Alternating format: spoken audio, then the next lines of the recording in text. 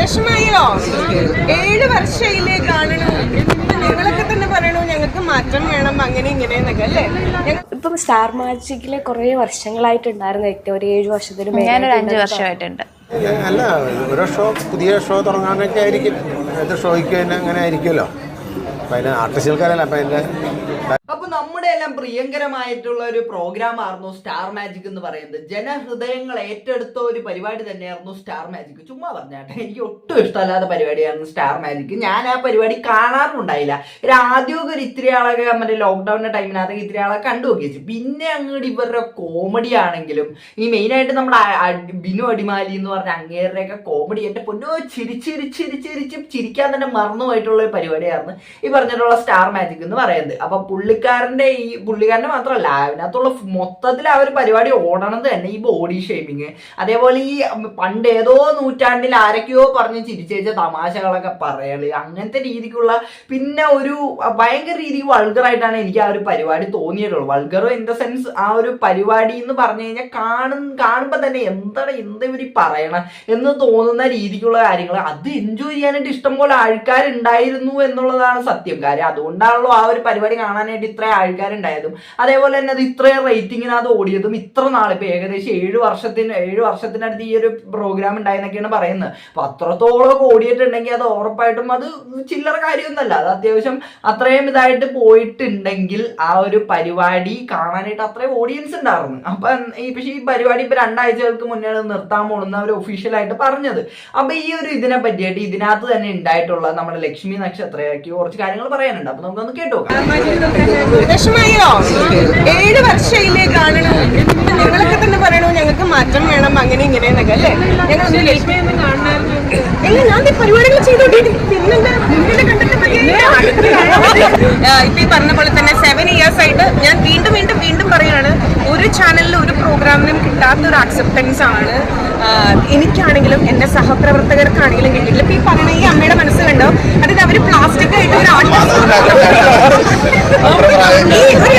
ഈ അനിയത്തിയുടെ മനസ്സ് കണ്ടോ.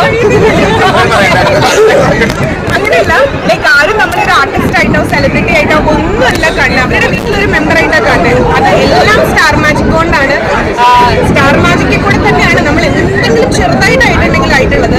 സോ ആ ഒരു ഗ്രാറ്റിറ്റ്യൂഡും ആ ഒരു സ്നേഹമൊക്കെ എന്നും നിങ്ങളോട് ഉണ്ടായിരിക്കും കേട്ടോ. ഒപ്പം നിന്റെ കഴിഞ്ഞ എയറിലാക്കുന്ന കുറച്ച് പേരുണ്ട്.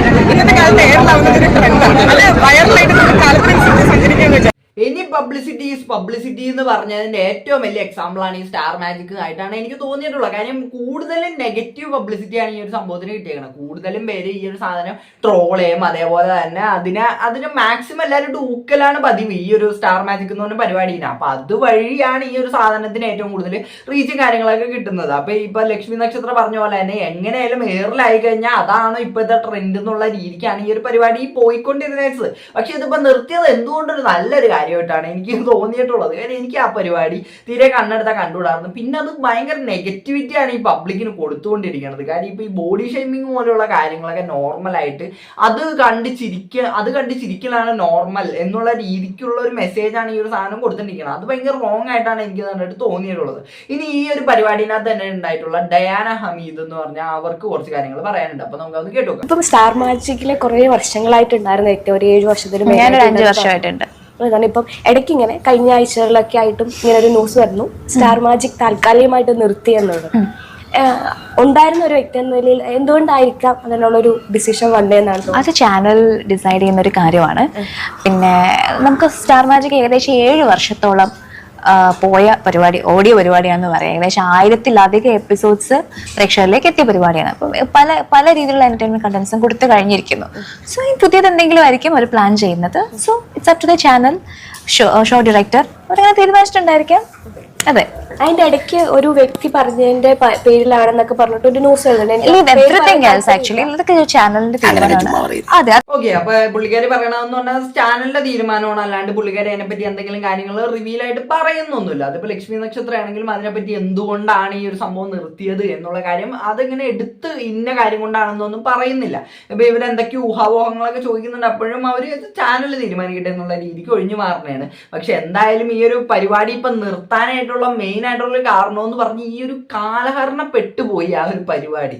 അത് ഈ ഒരു സെയിം സാധനം തന്നെ എത്രയെന്ന് പറഞ്ഞിട്ടാണ് ഈ ബോഡി ഷെയ്മിങ് ആണെങ്കിലും ഇങ്ങനെ കാണിച്ച് അപ്പൊ ആ ഒരു ചാനലിന് തന്നെ ഒരു പേരുദോഷം പോലത്തെ ഒരു ആ ഒരു ചാനലിനകത്ത് തന്നെയാണ് ഇപ്പൊ ഈ ഉപ്പുമുളകും പോലത്തെ പരിപാടിയൊക്കെ ഉള്ളത്. അതൊക്കെ എനിക്ക് ആദ്യകാലങ്ങളിലൊക്കെ ഞാൻ എനിക്ക് കണ്ടുകൊണ്ടിരുന്ന ടൈമിന് അതൊക്കെ ഇഷ്ടപ്പെട്ട് വെച്ചിട്ട് പരിപാടിയാണ്. ഇപ്പൊ കാണാറില്ല ഒന്നും, പക്ഷെ എന്നാലും അതൊക്കെ അത്യാവശ്യം ക്വാളിറ്റി ഉള്ള ഒരു പരിപാടിയായിട്ടാണ് എനിക്ക് തോന്നിയിട്ടുള്ളത്. അപ്പൊ അതിനെയൊക്കെ വെച്ച് നോക്കുമ്പോഴത്തേക്കും ആ ചാനലിന് തന്നെ ഒരു പേരുദോഷം ആയിക്കൊണ്ടിരിക്കുന്ന ഒരു പരിപാടിയാണ് ഇവിടെ ഈ നമ്മുടെ സ്റ്റാർ മാജിക് വഴി നടത്തിക്കൊണ്ടിരിക്കുന്നത്. അപ്പൊ അതുകൊണ്ടൊക്കെ ആയിരിക്കാം ഈ ഒരു സംഭവം നിർത്തിയത്. പിന്നെ ഇതിനെ പറ്റി നമ്മുടെ ജാഫർ ഇടിക്ക് കുറച്ച് കാര്യങ്ങൾ പറയുന്നത്.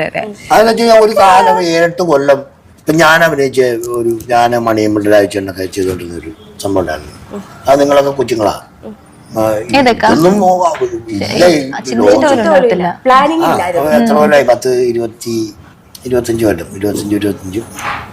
10-25 കൊല്ലം മുമ്പുള്ള കേസാ. അതിനകത്ത് ആ ഒരു സീരിയല് ഒന്ന് കുറെ കാലം 326 എപ്പിസോഡ് ആയപ്പോഴത്തേക്കും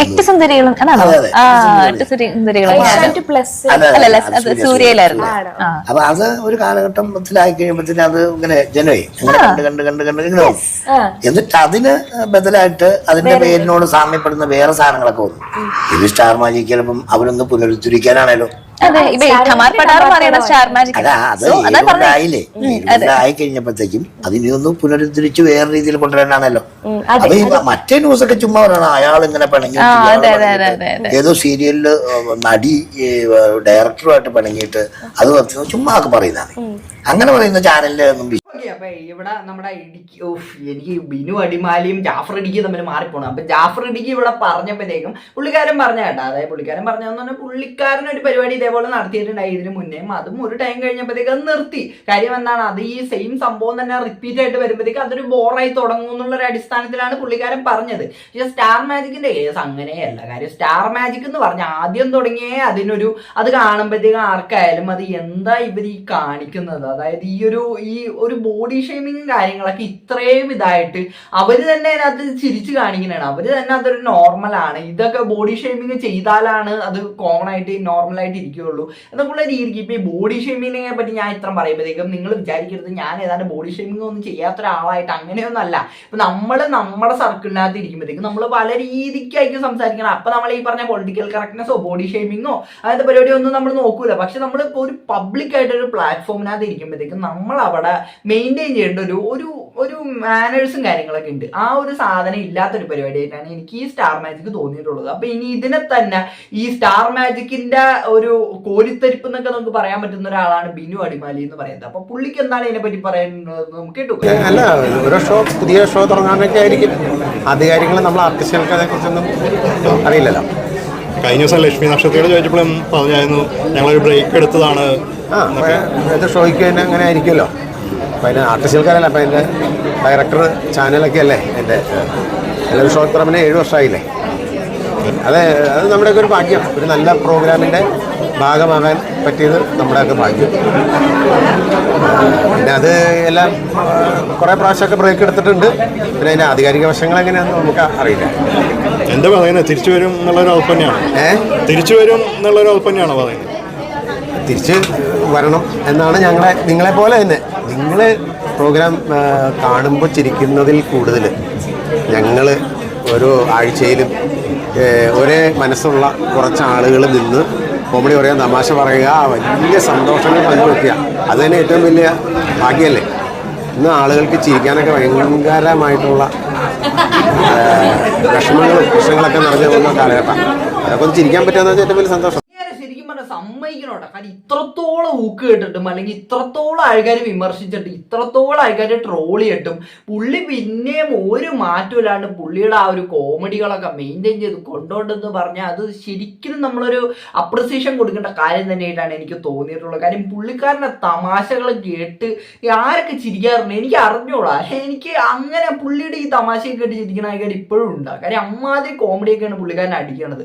ചിലപ്പോൾ ഉണ്ടാവും ടൈപ്പ് നമ്മുടെ വീട്ടിനകത്ത് ഇരിക്കുന്നവരെ കാണുന്നവരൊക്കെ ചിലപ്പോൾ ചിരിക്കുന്നുണ്ടാവുമായിരിക്കാം. അപ്പൊ അവരോടൊക്കെ എനിക്ക് പറയാനുള്ളതെന്ന് പറഞ്ഞാൽ ഇവിടെ ഈ ഒരു സ്റ്റാർ മാജിക് എന്ന് പറഞ്ഞ ആ ഒരു പ്രോഗ്രാം മാത്രമല്ല ഉള്ളത്, വേറെ പല രീതിക്കുള്ള കാര്യങ്ങൾ ഇപ്പൊ നമ്മൾ ഫോൺ തന്നെ തുറന്നു കഴിഞ്ഞാൽ നമുക്ക് ഇഷ്ടംപോലെ ക്വാളിറ്റി ഉള്ള തമാശകളും കാര്യങ്ങളൊക്കെ കേൾക്കാം. അല്ലാണ്ട് ഈ ബോഡി ഷേമിങ്ങും ഇതൊക്കെ തന്നെ ഇപ്പോഴും ഇട്ട് അതുവഴി റീച്ച് ഉണ്ടാക്കിക്കൊണ്ട് പോകുന്ന ഒരു പരിപാടിയാണ്. അപ്പൊ ആ ഒരു പരിപാടി നിർത്തിയതിനകത്തൊന്നും ആരും സങ്കടപ്പെടേണ്ട ഒരു കാര്യമുള്ളതായിട്ട് എനിക്ക് തോന്നുന്നില്ല. കാര്യം ഇനിയിപ്പോ വേറൊരു പരിപാടി കൊണ്ടുവരുമെന്നൊക്കെ ഒരു ഇടയ്ക്കിടയ്ക്ക് പറയുന്നുണ്ട്.